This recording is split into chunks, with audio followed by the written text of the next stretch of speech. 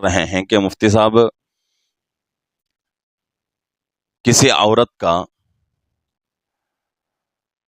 کوئی عورت حاملہ ہے، 7 مہینے 6 مہینے ہو چکے ہیں، اور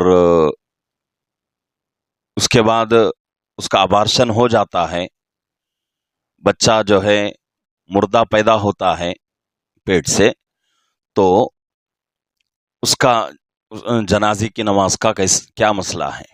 جنازے کی نماز پڑھنا ضروری ہے یا نہیں ہے؟ دفن وغیرہ کا مسئلہ کیا ہے؟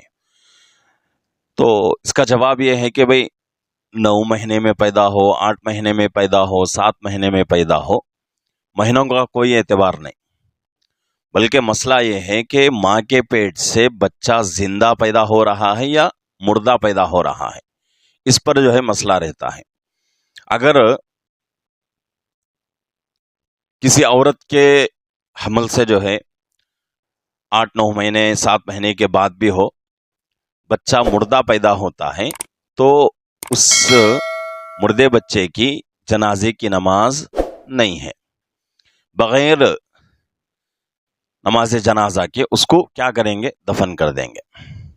اگر کوئی بچہ ماں کے پیٹ سے 7 مہینے میں ہی کیوں نہ ہو زندہ پیدا ہوتا ہے، تو اس کی پیدا ہونے کے بعد اس کا انتقال ہوتا ہے، تو اس کے لیے جنازے کی نماز ضروری ہے، اور باقی جو ہے آگے کا کام کفن ہے، دفن ہے، وہ سب معمول کے مطابق ہوگا۔